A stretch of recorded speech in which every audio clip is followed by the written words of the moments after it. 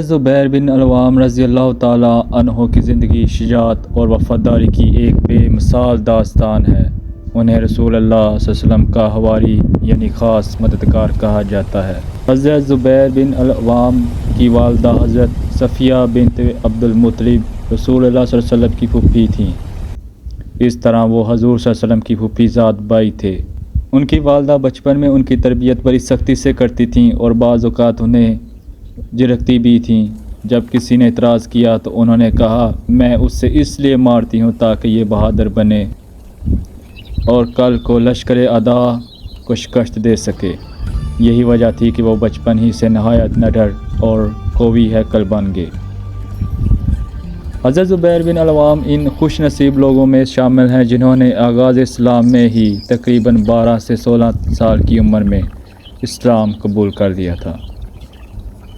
اسلام لانے پر ان کے چچا انہیں چٹائی میں لپیٹ کر نیچے سے دھواں دیتے تھے تاکہ وہ اسلام چھوڑ دیں، لیکن انہوں نے ہمیشہ یہی کہا کہ میں اب کبھی کفر کی طرف نہیں پلٹوں گا۔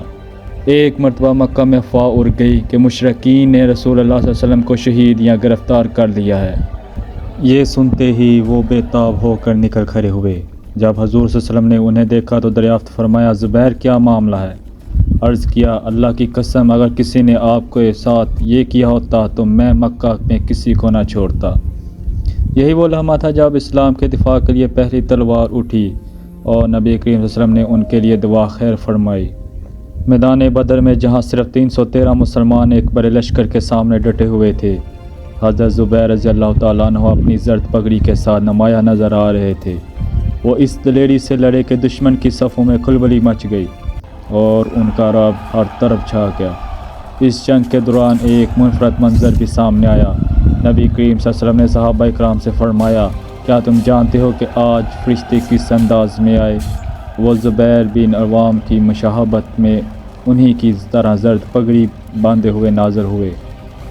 یہ حضرت زبیر رضی اللہ تعالیٰ عنہ کے لیے ایک ایسا اعزاز تھا جو ان کی شان کو ہمیشہ کے لیے بلند کر گیا۔ ان کی بہادری کا اندازہ اس بات سے لگایا جا سکتا ہے کہ جب وہ دشمن کے درمیان سے واپس آتے تو جسم زخموں سے چور ہوتا۔ بدر میں ان کے کندھے پر ایک گہرا زخم آیا تھا۔ ان کے بیٹے عروہ بن زبیر بیان کرتے ہیں کہ ہم بچپن میں ان زخموں کے نشانات کو دیکھتے اور وہ فخر سے بتاتے کہ یہ اللہ کی راہ میں لڑائیوں کی یادگار ہیں۔ جس طرح حضرت عیسیٰ علیہ السلام کے خاص ساتھیوں کو حواری کہا جاتا ہے، اسی طرح نبی کریم صلی اللہ علیہ وسلم نے حضرت زبیر رضی اللہ تعالیٰ عنہ کو اپنا حواری فرمایا۔ یعنی ہر نبی کا ایک خاص مددگار ہوتا ہے اور میرا مددگار زبیر ہے۔ حضرت زبیر بن العوام رضی اللہ تعالیٰ عنہ صرف ایک بہادر سپاہی ہی نہیں تھے بلکہ سخاوت اور قربانی میں بھی بے مثال تھے۔ وہ مالدار ہونے کے باوجود اللہ کی راہ میں سب کچھ خرچ کرنے سے دریغ نہ کرتے۔ انہوں نے اپنی زندگی ایمان، وفا اور جہاد کے ساتھ گزار دی۔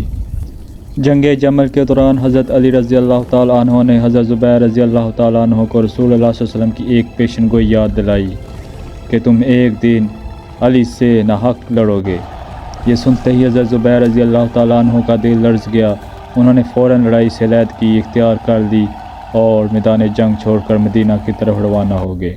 جب وہ میدان سے دور وادی صبا نامی مقام پر پہنچے تو نماز ادا کرنے کے لیے رکے۔